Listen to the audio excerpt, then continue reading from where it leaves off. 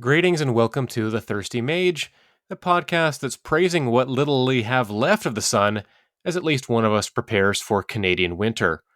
I'm your host, Jordan Rudek, and this week we're taking a longer look at a little game you could just die for over and over again.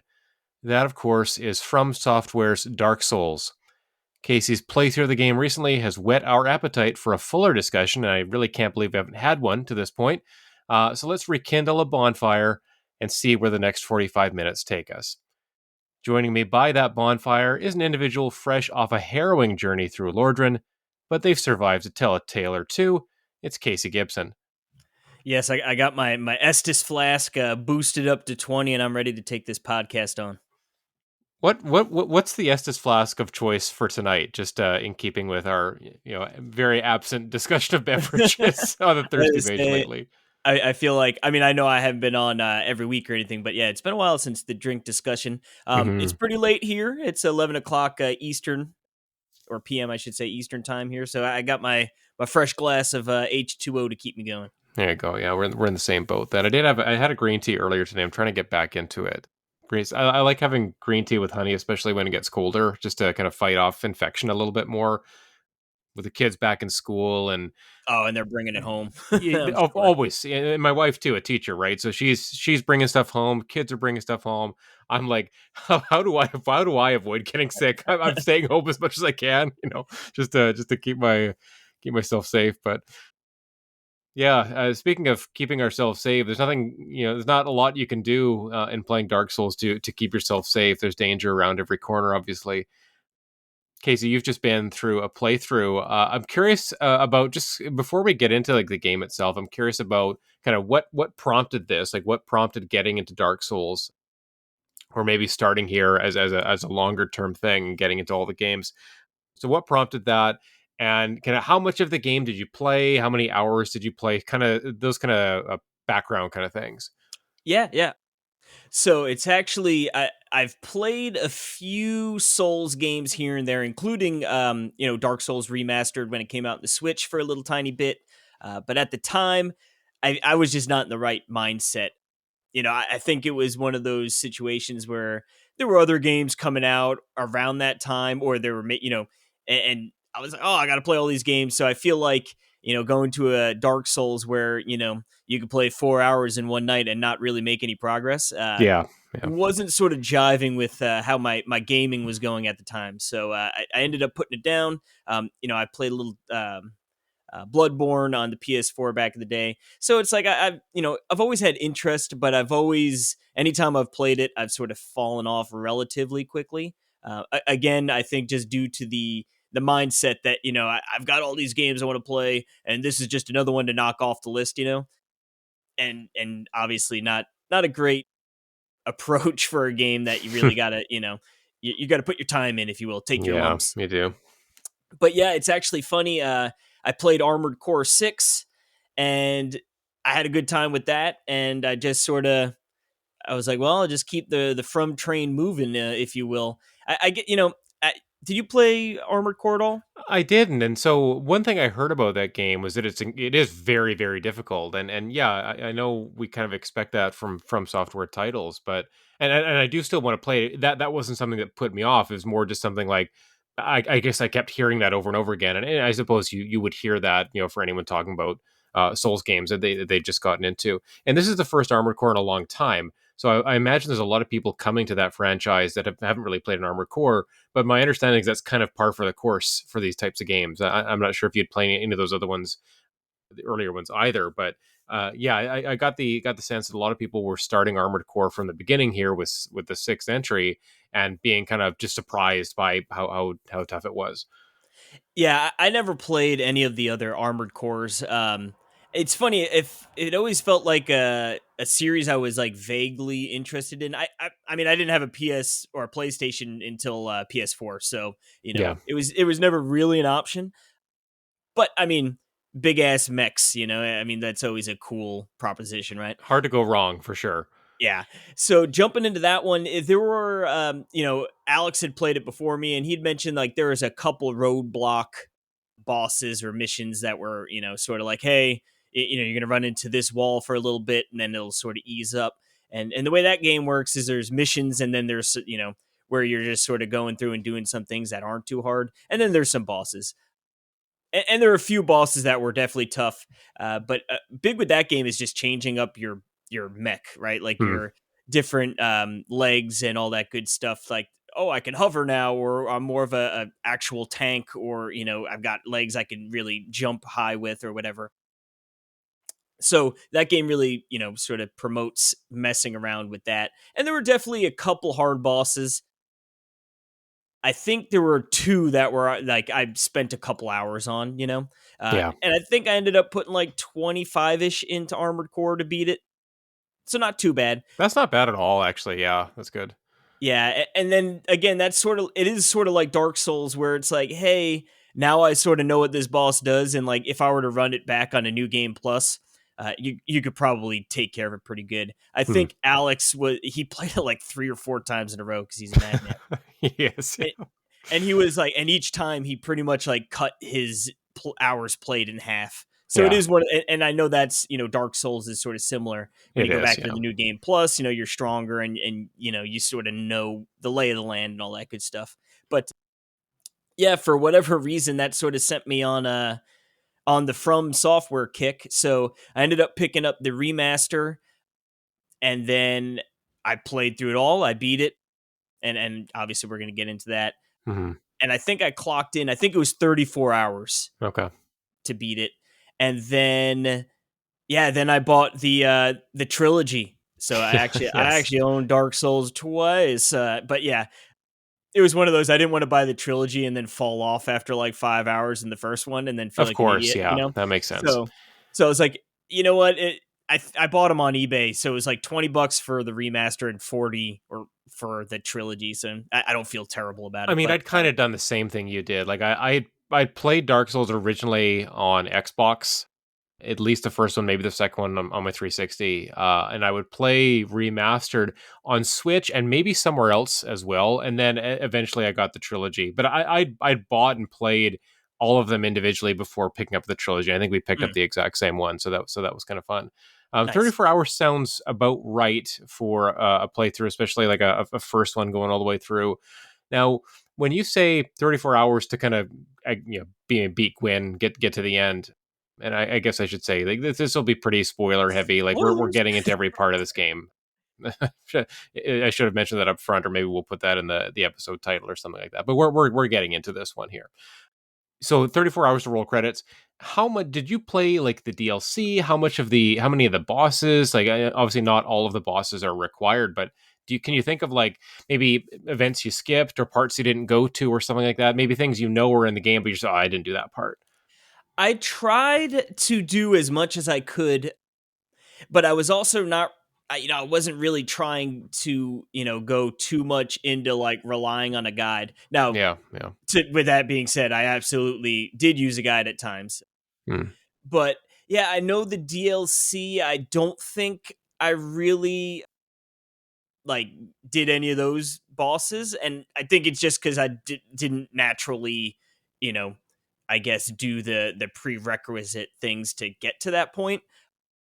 I wouldn't mind going back and doing a more maybe focused gameplay or a focused playthrough where it's like, hey, I'm gonna just read a guide and make sure I'm checking the notes to get to the DLC bosses and stuff, because I know the DLC bosses are always usually pretty darn good, or at least that's what I hear. I mean, all the bosses in these games are generally pretty good. There's a couple clunky ones that I'm sure talk a little bit about, but I any boss I fought or any boss I saw, and if it was even if it was something you could skip or not do, I went and I tried to do it. Although I will say the Asylum Demon, right off the bat, Hmm. I ran away from just because the door was open. Yeah. And I feel like Demon Souls, right? There's like the first boss just beats you down no matter what, I think. That's kind of a trope with the series that, and they don't all do this, but a lot of them that have like that introduction type boss where you're almost supposed to lose, right? Or most players will lose if they're not familiar with this kind of setup. But then you come back later and you take care of them that way. You can take out the asylum demon pretty easily if you just start with the fire bombs. And so I saw that, and the speedrunners all do that. So I started a new playthrough, and I did that as well. I'm like, oh, that's super easy. Like, oh, this guy The, drops in 2 seconds. you throw like 5 or 10 bombs, and he's dead. Yeah, you got to avoid like maybe one or two attacks. The funny thing is, he gives you like he doesn't give you too many souls. Like it's not like an outrageous start. Maybe it's worth like 7 levels or something like that. But he gives you this weapon that you need like 46 strength to use. So you're not even going to be Good close to luck. using Yeah. using this weapon. But I thought it was By kind of the end cool. of the Like game, it's you'll be lucky if you can. exactly, yeah. So it's just a funny thing to save up for to look forward to using at some point if you're doing a strength build or you wanted to try that out. But yeah, so just thinking about my recent experience with the game. So when I got the trilogy, which probably a year or two ago, maybe last year actually, because I was playing through Dark Souls to write a piece on it, a timeless games piece on it. I played through about be 5 to 10 hours before like I was like, okay, like this is good, like I want to play other games, or review games are constantly coming up. So I kind of went back to that save file and was playing a little bit of it. And then I wanted to try something a couple nights ago where I'm like, okay, I'm gonna play as far as I can get before I die. And so I beat a couple bosses, probably played like 45 minutes or so before one of the Black Knights just took me down. And I was kind of just messing around at that point. If I'd been more careful or more yeah, a little more patient, I would have been fine. But I don't think I've ever done the DLC either. In situations where I've done a playthrough when I've rolled credits of the game, uh, whether the DLC was out or not, or had access to it, it's not. Yeah, like you said, not something I came across naturally.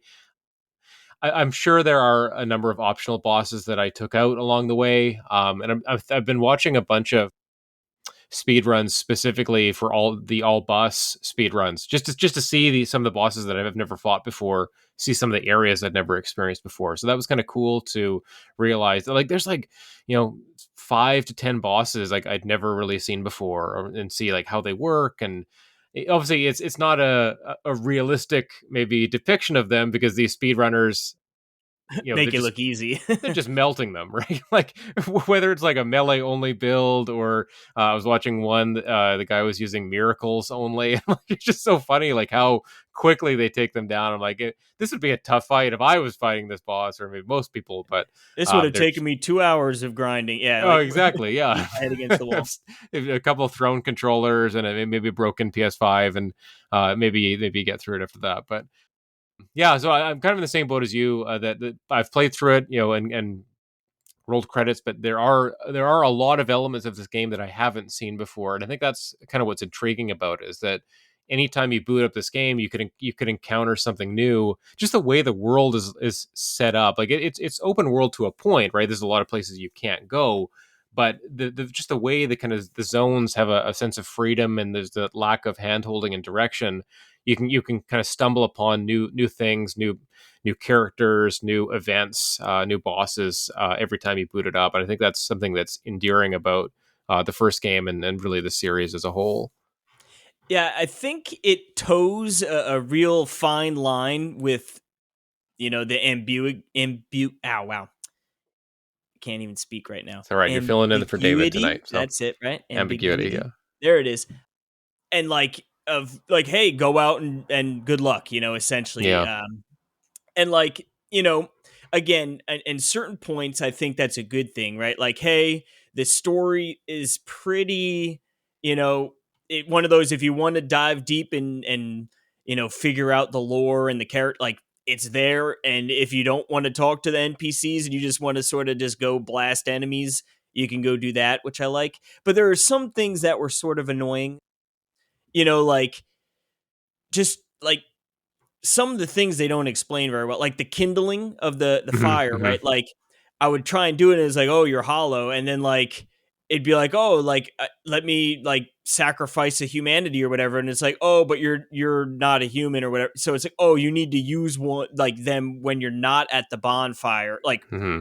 like not interacting with the bonfire to use those. Then you go to the bonfire and you can sacrifice the humanity and all that good stuff. So like having to look that up is sort of annoying, but it is a bit of an older game, so it is what it is, I I guess. mean, imagine being the first person to figure this stuff out, right? At event, at some point, and we had the internet when this game first came out.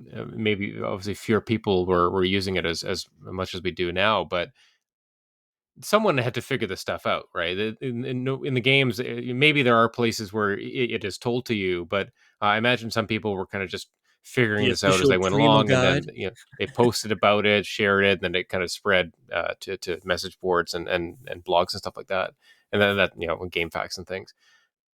There's a lot of this game that is kind of inscrutable like that, and I think that's part of its charm as well. That there are a lot of games that kind of just give you the straight goods, tell you exactly how things work, or you read the manual, and we like that. But here, it is an experience where you are in the darkness for a bunch of it. Whether that's literally your character in a dark space, or the player kind of in a mental kind of fog or darkness where they don't know exactly what to do, where to go, how things work. And there is an excitement, that light bulb moment that happens in this game when you figure things out, right? When you do realize, okay, this is, oh, I've got this item, I can improve my Estus flask, make it stronger, or I can kindle a bonfire maybe to make a boss tougher. I can fight them again, or something like that. Just a lot of the things happening that you don't know right away how they work, and that's okay. You can still make progress. You can still go through, and maybe later on you figure it out, you come back, or someone talks to you about it, and you go back and go, and then you have a different experience the next time you play it. And again, we kind of briefly brought up the idea of new game pluses, and this game is kind of designed for you to play it multiple times with the knowledge you acquired the first time through, and be more proficient, and be maybe take a different path through the game, right? You don't always have to go up or down, maybe go left and right or something like that. Hmm. And then Again, the I weapons like all those too, parts of right? it. Like even like playthroughs changing your weapons up, like they all pretty drastically, feel different. If you're using a great axe or a sword, or or magic, or whatever it might be, there's so much diversity in the builds as well. So I feel like that's also like for those people who love to just really, get into the weeds of a game, like this gives you so many different options on different play styles. And do you want to be more tanky? Do you want to be a guy who just unleashes big damage, and maybe you're a glass cannon, if you will? So it I like that it sort of gives you those options. I ended up finding I call it the Zweihander. Hmm. I think that's Z. Yeah, I know It's what like, you're yeah, referring to, and I know I've always, I think, yeah, Zui or Zweihander or something like that. We're yeah, big we're old gonna get sword. skewered by the audience here, but they know what we're talking about. Yeah, so that's your weapon of choice. Yeah, that was, well, for Demon Souls. I used the halberd, and I Yes, really sure. liked that because it was sort of like, it gave you a little bit of range, and it also unleashed some big boy damage. So initially going into Dark Souls, I was like, I want to find myself a nice halberd here, sort of keep the good times rolling. But then I found that Zweihander pretty early on, and it was pretty big damage. So I was like, let's just keep rolling with this. So Yeah. I used that. I did like the bare minimum stats, and then I just pumped everything into health and endurance. And then I just added fire onto that puppy. Uh, Nice. Yeah. and I felt pretty juiced up. And I personally, I like just the big boy, like, oh, I'm going to hit you maybe only a few times, but they're going to count. Yeah, you're not kind of running in like slashing 10 times and then ducking out. You're like, okay, this is my moment. I need to do some damage here, as you set yourself up for Mhm. one or two heavy strikes or something like that, and then you And back and I out. felt like with the Zweihander there too, I would do like the running, like I would use it as a two hander, do Mhm. the run and swing with the R1, and it would stagger a lot of enemies, which was Yeah, yeah. really really nice. So it'd be like some of those like in the new Lundo, nope, not New London. And Orlando. Yep, the other one. Yep, yeah. Yeah. Those like silver knights that are like give you like 1,000 plus Oh, the souls. big the big ones at the beginning. Yeah, they're Yeah, slow, but yeah. so when I would just be able to go, I'd run up and smack them with that, and they'd get sort of staggered, and then Hmm. I'd run back like 5 steps, turn around, and do it again, and Yeah. just keep whacking them that way, which felt like a pretty good method. But yeah, I do you generally do melee, or do you try and mix it up, or I try to mix it up. I'd say like 50% of the time I'll do like I'll do like pyromancy or sorcery, or I really like. I feel like my default for a lot of these games is like a paladin type class because I like to have healing. I'll be melee. I like to have healing initially so that I can explore more before without needing to go back to a bonfire or going back to healers or going back to town or something like that. So Mhm. I favor a class that starts off with some kind of healing ability.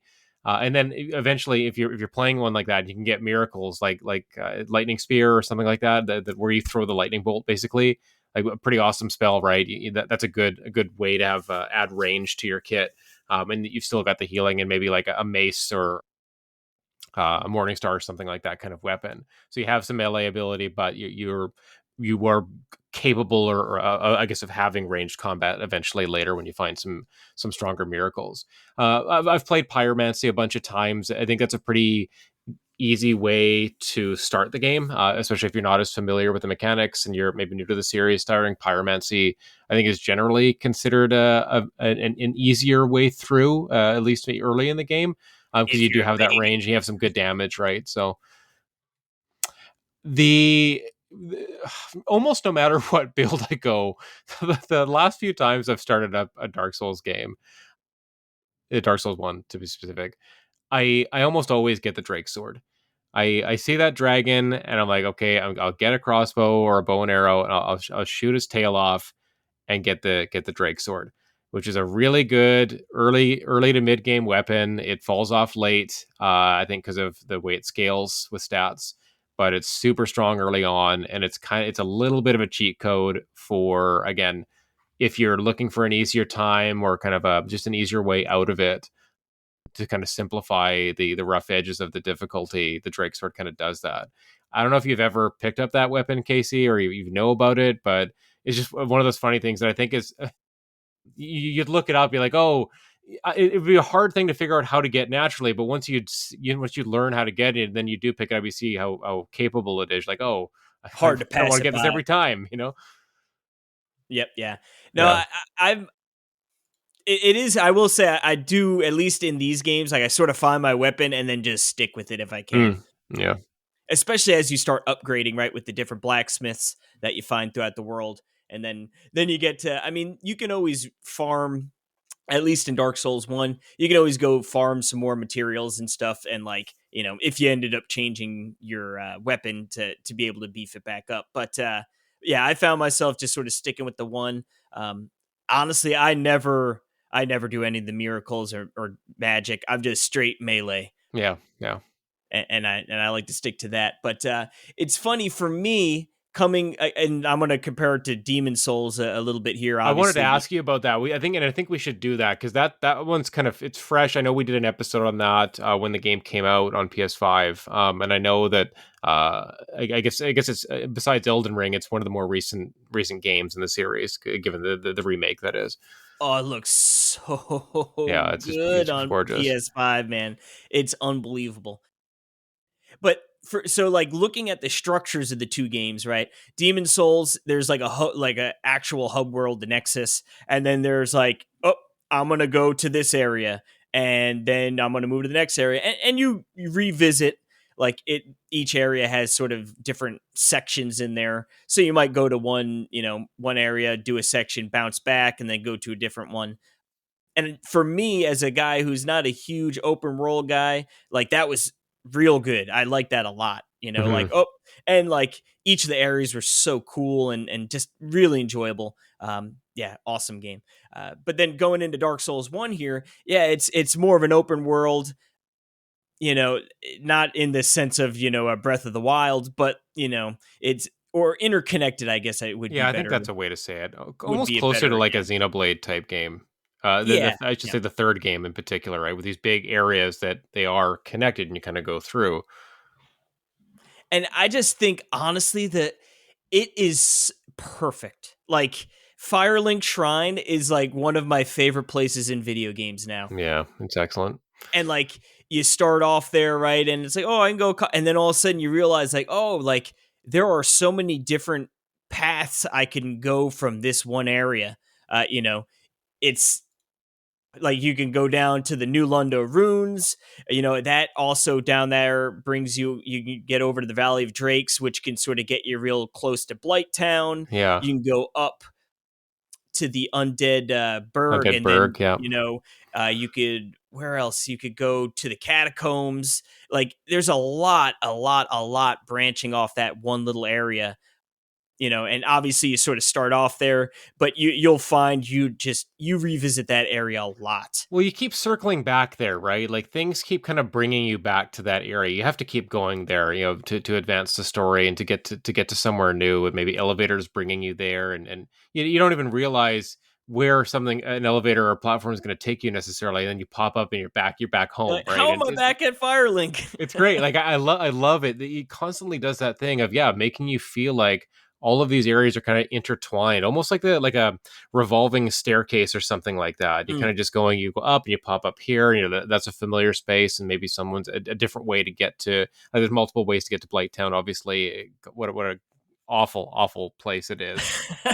So many times I just stopped playing the game there because I was like, I hate this spot. And you're meant to hate it. You're meant to not feel comfortable there at all. You're meant to Mhm. you're meant to hate it with the poison and the darkness and the verticality of it. Like all of it is terrible. And And but the again, frames, well, at least they fixed that in the remaster. yeah, yeah, exactly. That's right. But when you find a bonfire down there and you find some safety or security, or you find your Quillag's domain where one of the central bosses is there, right? And you got to ring the bell. Like you kind of Mhm. have to do that. All of that feels so much better after you've been through the horrors, the trauma that is Blighttown. And then you get that beautiful shortcut to the bottom. Exactly. Yeah, that's what I mean, right? You find these shortcuts, you're like, oh, thank goodness, I don't have to do this anymore. They really, yeah, the whole like feedback loop of going into a new area. Obviously, you're super on edge, right? Or just being careful. Like you don't know what's around the corner, and this area took me 40 minutes to work my way through Yes, yes, carefully, learning the enemy patterns and the locations. And then you'll die a few times. You work faster, faster. Then you get to the end, and you're like, oh, there's the boss, and you're like, there's got to be a shortcut unlocked somewhere. yes, You're that's looking right. around. Oh, look, that opens up, drops you right down to like, oh, now I only got to fight like 3 enemies from the bonfire to the boss now, like that. Yeah. It's just so rewarding and feels so good to be like, I don't need, like, now that I could get through that area really quick, but I don't have to because I got this Yeah, beautiful exactly. shortcut. And I think FromSoftware they really nailed that aspect with Bloodborne. Bloodborne is like a masterclass in opening up shortcuts so that you don't have to trudge through areas anymore. It does it so well. You're constantly opening doors and dropping ladders down or raising Mm. them up or something like that to avoid having to make that trek. But you see it happening in Dark Souls, and it's fantastic. Going back to that comparison with Demon Souls, I think it's a good one because it's basically Demon Souls and then Dark Souls. I believe those two are back to back with the original releases. I mean, Yep, yep. and so Dark Souls being the more open game and not having these individual areas that you kind of teleport to, I do think that's a clear strength of the game and something I love Demon Souls. Really enjoyed the remake and playing the original game too. But yeah, going to the individual areas doesn't have the same impact as it does in Dark Souls. Like feeling like this is one connected world and you're making way to different spaces and then going back again and kind of looping around like that takes something out of the experience, I think, for Demon Souls. So it makes it's a different one. I'm sure people will maybe prefer that you can kind of go to an area and polish it off and then go home. But this one, Dark Souls, like I love this area, I love this space, I love all the different places you can visit. Even Blighttown, God love it. Like it's terrible, but you have to have it there to make to kind of highlight or juxtapose with the other places What's you can visit. happiness without a little bit of pain? Yeah. No, for sure. And this game is all about that. It's all about feeling pain then happiness, right? Dying and then winning. Like that is the crux of what makes the Soulsborne games worth playing for me is that you kind of have to suffer to really enjoy that sweet victory. Like if you just kind of run through it and you're winning every battle, it's not fun, right? Like at least I wouldn't find it fun. But it's the Yeah. fact that you die constantly, or you get tricked or trapped and misled and not you don't know where to go. But then again the light bulb goes off, the sun, the clouds part, and the sun points down at the pot of gold or something like Praise that, the and sun. you figure it out. Yeah. So yeah, I'm with you there. I think that we were kind of in step with the way that the world of Dark Souls is constructed is an obvious strength of the game. Yeah, and what's awesome, and I think a lot of people are, without playing it would see this as maybe a negative, is you don't get that fast travel right away. So, Yeah, that's right. yeah, so the game, as we were saying before, they sort of, you start off the asylum, you escape, and then it's like, hey, pretty much you got to go ring two bells. So that's your main objective, right? So you go, the first one is, right there. It's like, or not, I forget. I'm blanking. The first one is, where is it? It's, you go The up to bell, the, the first bell, the yeah. gargoyle, the fight the two Oh, that's right. gargoyles, the Yep. tower. Okay, Yeah. that's right. Yep. You got to go up the tower, and that's in. Is that in the burg or the parish? Parish, I It's think. it's between it's before the castle at the fortress, where you fight Yes, the Iron and Golem. So I guess it's and then it's past Undead Burg, I think. So it's that space between that I can never remember I think it where might you be the first parish. encounter the blacksmith, right? Yeah. Yep. It's Yeah. close to Yeah. that. Yeah. Yeah. So you go do there, and then it's funny the way, as I was playing it, I did the first bell pretty early on, and then like, I don't know if I just spaced out or whatever, but I like forgot about the second bell. Yes. Or like, Yes. or maybe like it was in the back of my head, but I didn't know where it was. So I was just going out and doing stuff, There's so many things to essentially. get distracted by, right? Like so many other areas Hmm. to explore, right? You turn left or you turn right. You're constantly facing these forks in the road, and you can just go. There's nothing holding you back from just going to one place or the other. Yeah, I found myself in the New Lundo ruins after Yeah, that. yeah, And I was like, "Oh man, these ghosts! I can't even attack them." And then like I was like, "That was one of those. Let me check online." And then yeah. I figure out what's going on here. yeah, you need the item. So I was That's like, right. okay. So I had like two of them, and I'm like, okay, cool, I can do this. And then like I actually made a pretty good distance into that area before eventually I was like, let me just check. Like I feel like I should not be here right now Yeah, because those that's right. ghosts, like they come through the walls and they're Yeah. coming through the ceilings. They grab you and they just destroy you. I mean, I think the fact that right away you can't kill them is that's the hint that you're not supposed to be there, Probably, right? Like but I was like, that's "Ah, I telling new can do players this." like you're not ready for this yet. I guess I was too dense to realize. So I just kept on forging my way through. And then eventually I was like, yeah, I need to get out of here. And then that's when I looked sort of like, hey, where's this second bell at? And then, yeah, you got to go down through Blighttown and all that good stuff. So, but it was nice when I revisited New Lundo, which was, towards the end of the playthrough, Yeah, in yeah. comparison, oh, I was like, I was like, all right, I make sure I stock up on these items. I got a whole bunch of them so I can attack these. And then I just went through there and just, you know, took care of business. And it was like one of those, like, oh, that feels so good. It's still such a creepy space, though, like, right? With the water and the ghosts that are kind of transparent and you can't really see them. Even yeah, you can wreck house there and be super prepared for it. But I still think that area is one of the scarier parts of the game, right? Like if you go in there and you're not super prepared and you're kind of just good enough to fight it, it's like everywhere you turn, like there could be an enemy behind you and they're kind of sneaking Mm. up. And I still I find that area to be particularly just jarring for me, or one that I kind of leave till the end as well because I just don't. It's off putting to me. Like Blighttown is just difficult and it's brutal. But New London Ruins, that one is just yeah. I find it kind of makes me anxious. I guess I don't know something like that. You know. Blighttown, you're too angry and annoyed at the game to be scared or off edge. You're just angry. I mean, it's so obviously tough. Right? Yeah. It doesn't hide anything.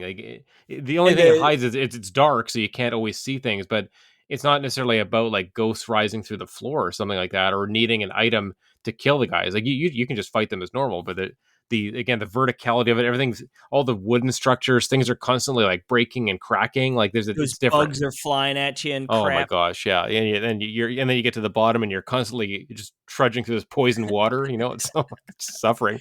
Yeah, up onto the bottom is like, good luck.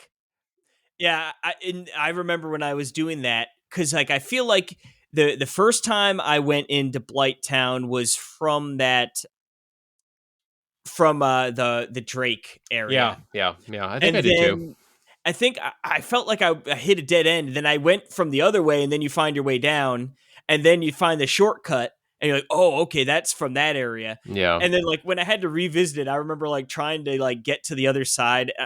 I was like, why can't I figure out where that dang entrance was? And then like, of course, after the after the fact, you find it. I'm like, Yes, that always happens, right? Yeah. When you're not looking for it is when you find it, right? And maybe that's something that is part of the Dark Souls experience, right? Is going off the beaten path, not focusing on a particular goal, but just seeing where your steps take you, and again, hopefully they don't take you to New Lander ruins too early. But can we talk about? I want to talk about. In the notes I wrote favorite moments, but I also want to just talk about some of the bosses too, like a couple memorable bosses for you, or maybe a specific anecdote from your playthrough, and I'll try to think of a couple of mine as well. But what are some of the boss fights that really stood out to you? yeah. So for me, well, the Iron Golem, he wasn't hard. Actually, not to toot my own horn here, but I actually killed that guy without even getting hit once. Oh, beauty, yeah, And that was what I was like, oh, I was like, he must be one of the easier bosses in the game or something. But honestly, like, he just looks awesome. yeah, yeah, Also from Demon Souls, the Tower Knight, like something yes. about a huge armored enemy with a big sword or axe or whatever is super cool to me. And it feels so good taking it down because they're tower over you, right? So Yeah, anytime yeah, like it's you're the up to David the. and Goliath thing or a David versus Goliath thing, right? You feel good winning that fight as David, right? Oh yeah, yep. And then what else? I really like the Four Kings fight. Mm. It's talk about eerie, right? Like Oh, for sure. Yeah, you pitch drop down black. into the abyss, and then all of a sudden these huge tower, like one at a time, right? So it's like at first you're like, okay, I can fight this guy. Then the second one pops out, and you're like, oh, I better finish off this first one. Yeah, And it's just a battle to stay afloat, right? Because yeah, if all of a yeah. sudden you got more than two, you're probably in trouble. Because you can't see where you're walking either. That's jarring as well, right? These spaces where you're walking on what looks like just darkness or blackness, right? You're walking on Mhm. that, and so you can see yourself getting closer to the enemy, and you kind of see where their attacks are and how you might dodge it. But not seeing the ground you're walking on it does kind of make you feel a little bit awkward as well, right? You kind Oh of yeah, just you just have to. I mean, there's no floor, there's no holes in the ground, but you don't know that when you first get there, right? You're like, yeah, oh, yeah, yeah. can I fall You could through die at somewhere any here? second. Yeah. Yeah. Then there was what else? The Capra Demon. Yep, I feel yep. like people. I remember like afterwards saying like that one is like people don't like that boss too much. Well, you're really constrained, right? Like Oh, the it's the tight. space where Yeah. you fight it, it's so small, and you have the ladder or the stairs you can go up and drop down. I guess that's part of the strategy to avoid it, right? Is kind of running it around in circles. But if you get but there's I think there's wolves in there, or there can be wolves in there. So having to deal with a wolf or two and the demon itself, like in that tight those tight confines, that's what makes it so tough. And that's one where I think honestly, I think it only took me 2 or 3 tries, but that's one where it's like good luck beating it on the first try, just Yeah, because yeah. like you zone in and all of a sudden he's like all up in your business, and like you said, there's not a lot of real estate to really work with. Well, most of the fights take place in a more of an arena type setting, right? Like a Mhm, circle, and so you have this circular or larger square space to kind of like gauge the distance and figure out, okay, I can move left or right, and I can see a couple of their moves first before I make my move. But with mhm. Capra, it's harder to do that. You can't really wait to see what it does because if it does, it's right upon you, Oh and yeah, you're gonna die, yeah. right? So yeah, that one's a tricky one. You almost have to rather than kind of waiting for its tells and then kind of replying or retorting, you kind of have to like take the fight to it or kind of again run Super it around aggro. and kind of cheese it a little bit. Yeah. I'm trying to think. I like the Bell Gargoyles. Not a super hard fight, but No, just the idea you're up on the roof and two of them swing it's a down. cool place. It's a cool place where the fight occurs. And you can cut the tail off to Yes, do of big course. damage, and they Yeah, can't yeah. sort of lose some of their ability as well, And which is that's a common thing in the series too, right? Is cutting off appendages to either significantly weaken the enemy or to get like a special item or get a special weapon, right? Like that's almost something you want to. If you've never played a Souls game before, like try that on every boss, right? Try to cut yeah. something off of them if you can. Focus on a body part because you might get something special out of it. And then I guess like those were some good ones. Obviously, right? Like The Orstein and Smog, Yeah, that's that was a probably tough number one. fight. That's probably number one for me, just because again, when you first get there, yes, you fought the two gargoyles back to back, probably earlier than that, but that fight's a little different because the second gargoyle comes not right away. But Ornstein versus Smog, Ornstein and plus Smog, when you're fighting both, they're both there at the same time, and then when you kill one, the other one gets powered up. So Oh, juiced up. it's Yep. taking that gargoyle fight if you did it first to a whole other level, right? I can't remember if you have to have done it first, but at any rate, Yeah, I believe I so. think you do, yeah. So you do that one first, then you like, oh, okay, like two on one, that wasn't too bad. But then this one's like, this is the real test, right? It's Oh yeah. probably one of, if not the hardest fight in the game. And if you're not prepared for it, if you can't figure it out, that can be it can be a slog trying to get through that one.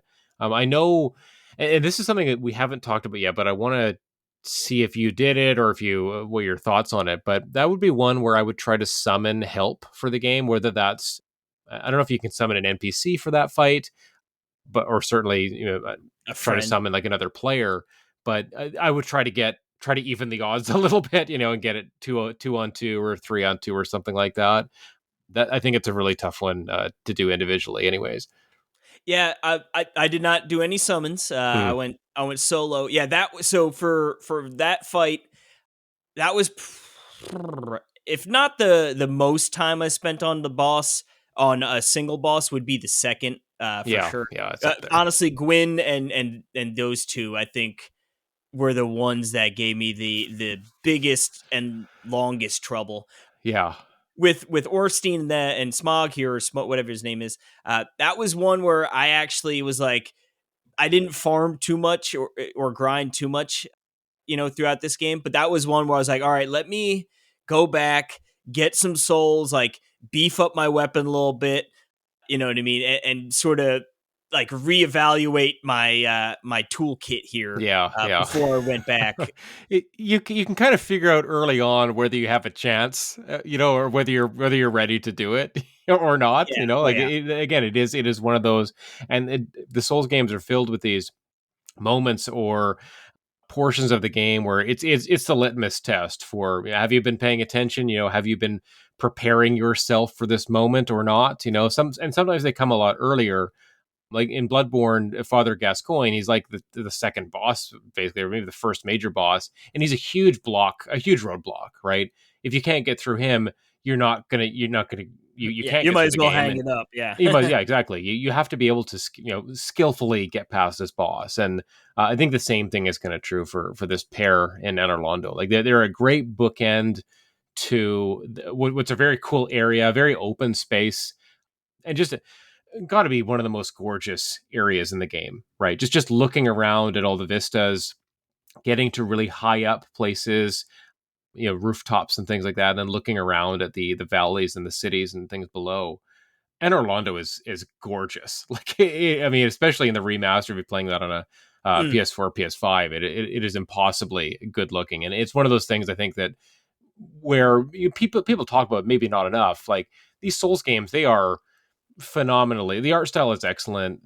Just the vistas, the visuals that you get from up on high, looking out at the backgrounds, like it's so beautiful.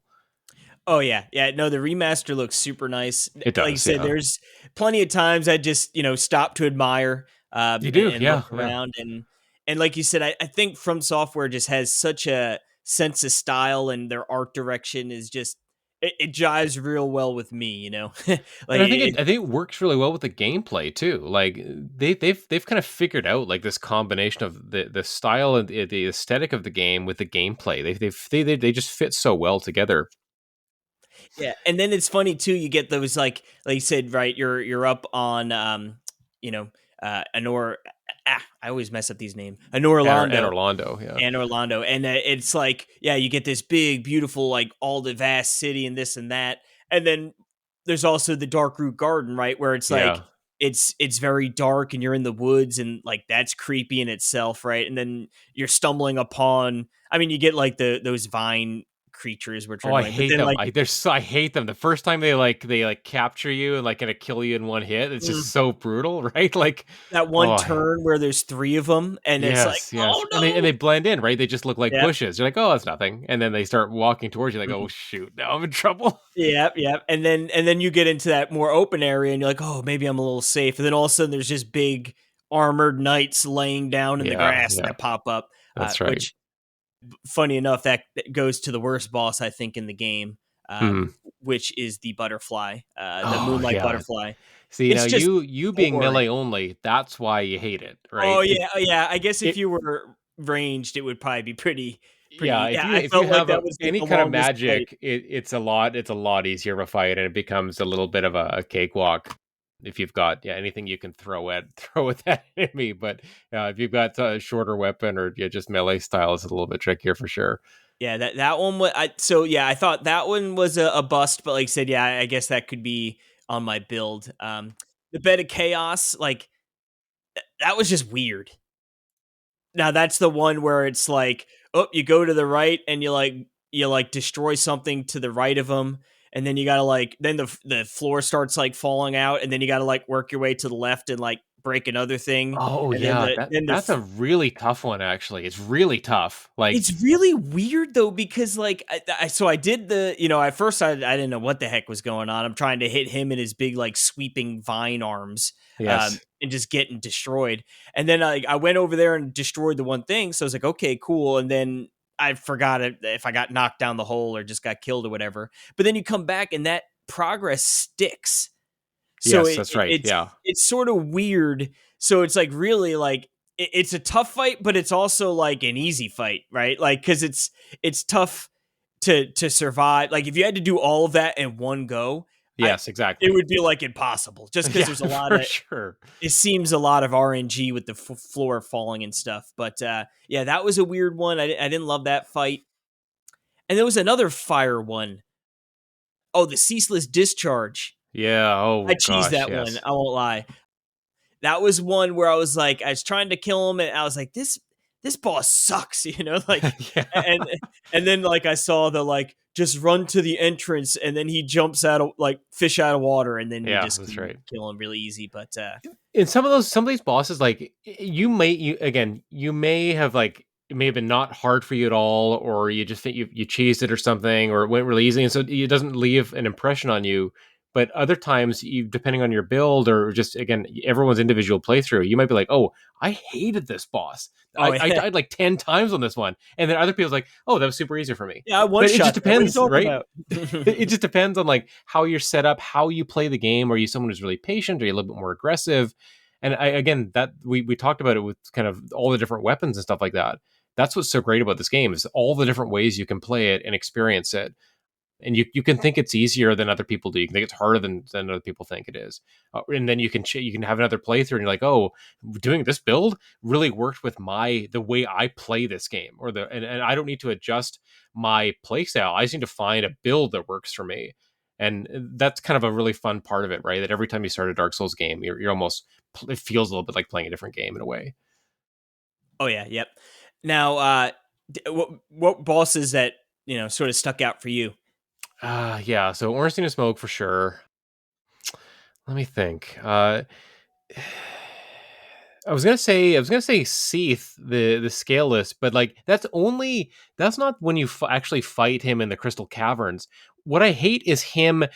And I think it's him or some giant dragon that's in the The lake, and they're first time, throwing. right? Oh, Yeah, the that first guy. time Yeah, yeah. it's throwing out those huge like bolts of energy or those energy balls.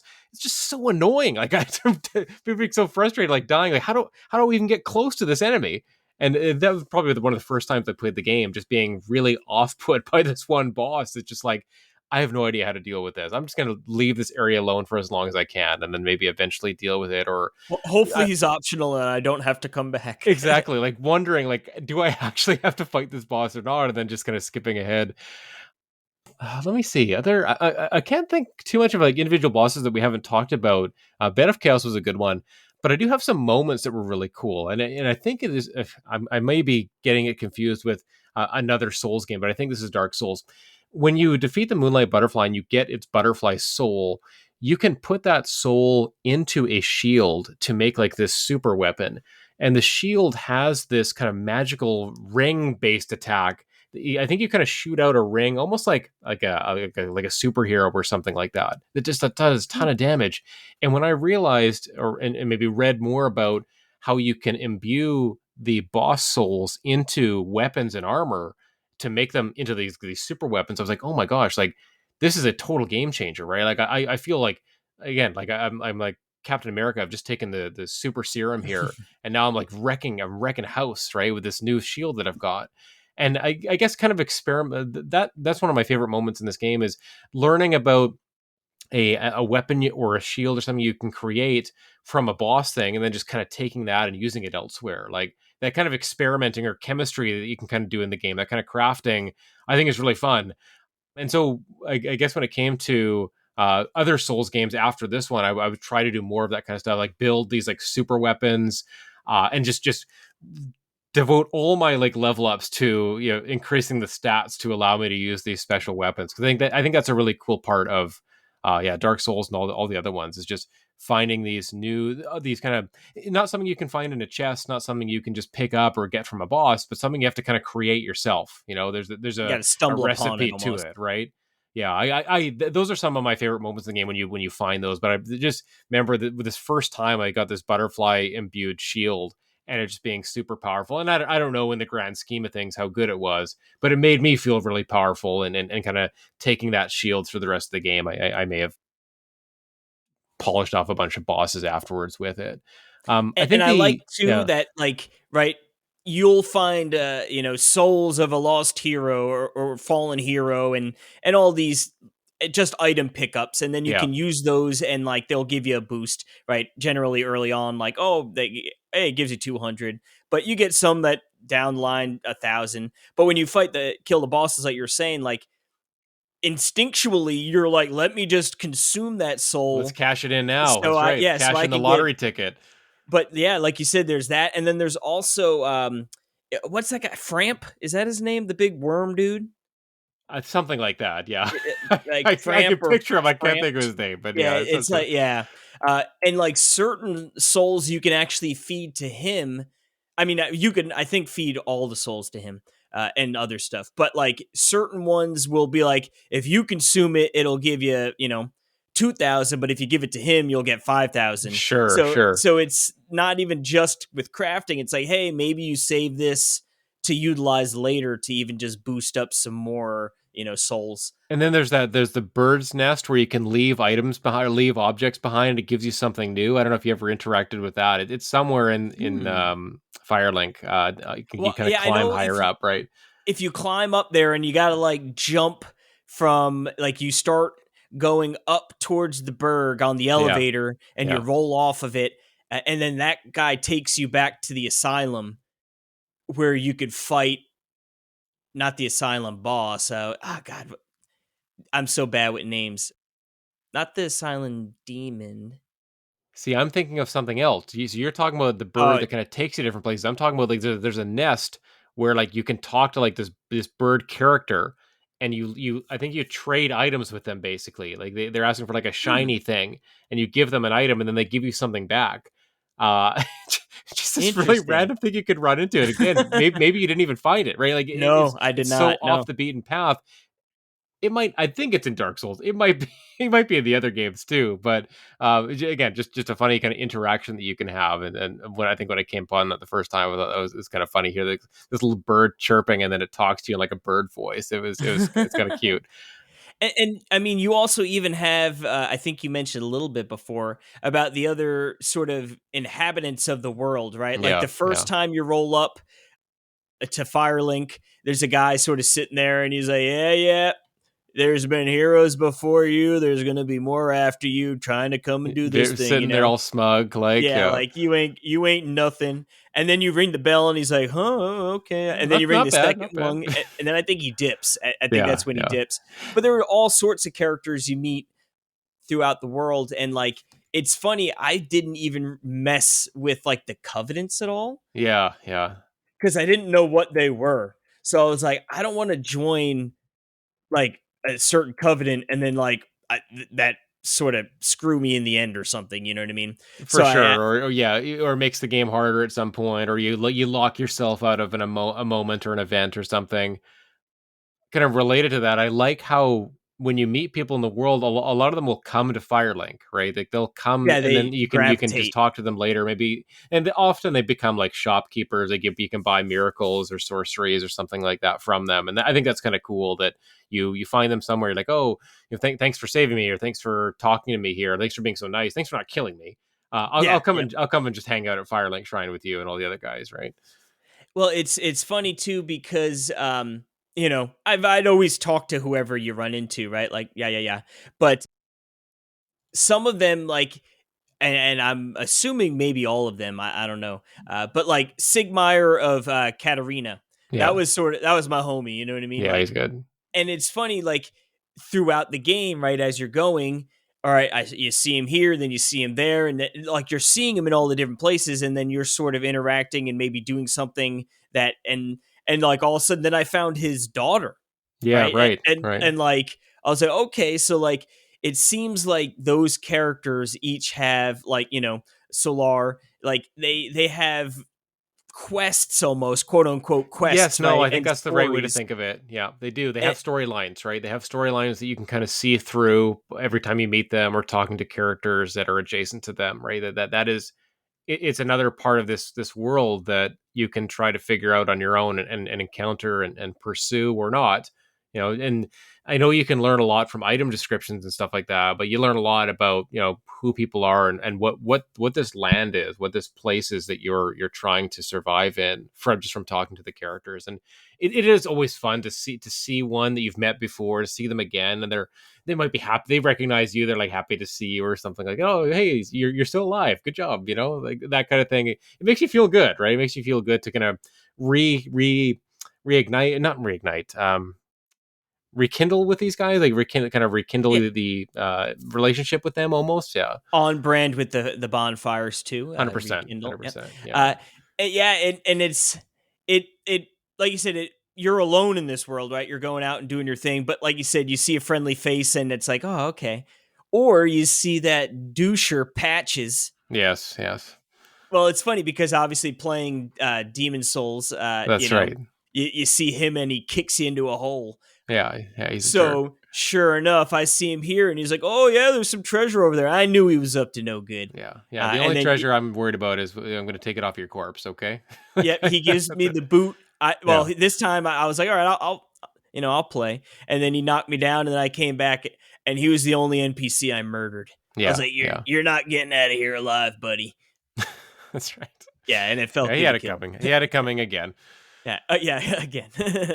No, it's But good. I think this is a game. Obviously, like we've been talking for about 45 minutes. I know we could certainly talk longer, but I think our plan here is to go through, at least in part, the first the three Dark Souls games, and kind of do an episode on each one.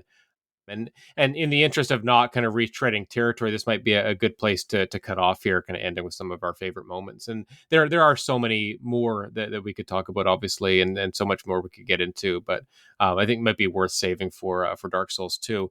So you've started playing 2. I think you've just booted that up. Is that right, Casey? yep, yep. Okay, I was playing a little bit before this. I was getting real angry, nice. and Yes, yes, as you do.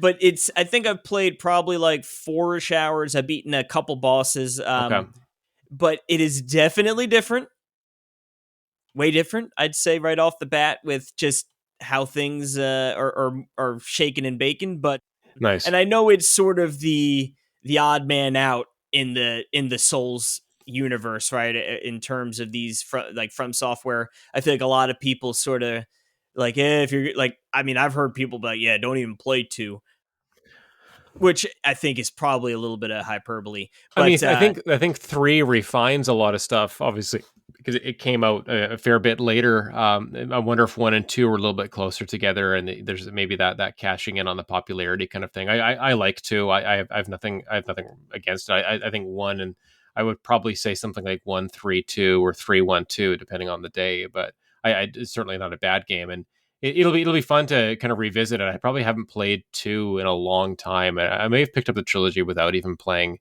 any part of 2 yet. So Mm. I'm excited to go through them again. Yeah, so our plan here, yeah, we're gonna do individual episodes on each of the 3 Dark Souls games, and maybe more from software games down the line as well. But we'll kind of start off with that plan. So yeah, maybe in a month or so we'll come back. We'll have Dark Souls 2, and then a month after that Dark Souls 3, and that we'll see how far along. Our best laid plans always waylaid by the Hmm. tidal waves of new games coming out, but we'll see if we can make that work. Yeah, Any I'm any definitely final on a final mission. thoughts here, Case, on Dark Souls? Yeah, I was gonna say I'm definitely on a mission to work my way through the It's From good. games. It's good. Yeah, I like it. I guess real quick before we go, do you remember what ending you picked? Oh, gosh, it So it's been a there's while since two. I've rolled credits and picked an ending. Like I remember I was watching like one where you see all those kind of The worms. dragon, not dragon, dinosaur, like brontosaurus kind of guys, like the guy in Firelink. You see a bunch of them, and they kind of bow to you. I think it's the dark, might be the Dark Lord ending or Dark something ending. Yep. I remember that one. I remember seeing that one in the last week or so, but no, I don't remember which one I would have ended with myself personally. How about Yeah, you? well, it's funny. Yeah, so there's the two. So after you kill Gwyn by lighting the final bonfire, that's sort of like choosing this ending. You succeed Gwen as the next great lord and accomplish the designs of the King Seeker Frampt by linking the fire, the chosen, blah blah blah blah. And then then there's the triggered by defeating him, and you leave without lighting the fire. By choosing this, you become the Dark Lord, the true Lord of Men, thus realizing the designs of Dark Starker Kath. Hmm. I picked honestly, I just lit that bonfire out of pure habit, and Yes. then that was the ending I got. So Yeah. Yeah. I didn't even think really about it. I was just like, oh yeah, let me light this puppy up, and then it kicked into the end credits I there. mean, I've But I've never really thought that the Souls endings are like these major yeah, they're just the these cherry on major top. moments, right? You've kind of had the story by that point, and then you kind of just choose how it ends. But it's not like you choose a path and there's 20 more minutes of exposition or something like that. You just choose the last page of the story, right? And Yeah, so what 2 minute little scene do you want to see? it's really it's for you, like rather than like to unpack or unfold something, right? It's just like how do you want your story to end? How do you what is the last line on that last page? He Yeah, rode off into the sunset. He died a peaceful death. Like whatever it is, that's you're just choosing that, and you're putting your as you stamp on the end there. exact yeah, that's all it is. It's just a stamp, and there's not you're not kind of really rewarded or on it's the journey, obviously much more Mm. than getting there, right? So yeah, But yeah, my final thoughts is this is just honestly like an unbelievable game. yeah, I think so too. Like I said, I think it is hard, right? It is definitely a hard game, but I would say it's almost harder in the first couple hours, first 5 to 10 than it is in the back end, I think. Hmm. Like obviously, Gwyn kicked my butt for like 2 or 3 hours. So I'm not saying it, oh, you just roll it easily. But like once you can rekindle those fires to get 20 Estus flasks, Yeah, it's like pretty that good. and that I feel like trivializes a bunch of it because there are Mhm. definitely bosses where it's like, oh, I'm getting killed, let me just run behind this pillar, drink real quick, and go back at it. Obviously they're like you were saying with the Capra Demon, like some areas you're not going to be able to do that, but I Yeah, definitely exactly. thought like, hey, if I could boost up to 20 flasks here, like, and I hit hard, like I Probably don't gonna think be good here. I could anything's probably going to war of stop me. attrition. You can Yeah. just outlast them at that point, right? So Exactly, yeah. yeah. So I would say, like I said, it's hard, but it's doable. Like if Mhm. you have any bit of video game chops, I don't think it's that hard. And like I said, just there's no map, right? Where you know I'm a slave to the map in games. You know what I mean? Like I'm always Yeah, looking at the map. I play like that too, and it's refreshing to not have to do that here. You Yep, kind of just and have then to you start building remember. the map in your head, Yeah, you like do you exactly. build that 3D map in your head and it's like I know this world pretty well. And That's like right. I think, having no fast travel till about halfway through the game really helps to solidify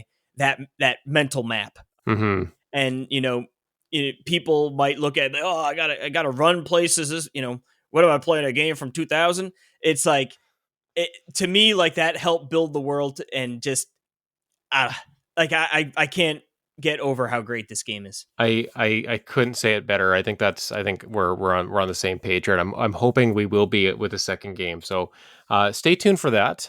We'll wrap it up here. Thanks everybody for listening. Thanks Casey for joining us on this one. I'm glad you've kind of got us back into the Souls train here because I love talking about these games. We'll be back next week. I'm not sure what we're going to be covering, but it'll be something good, no doubt. And no more Dark Souls to come in the months to come. So hope Woo! everyone has a great evening, and we'll talk to you again soon. Bye for now. Adios.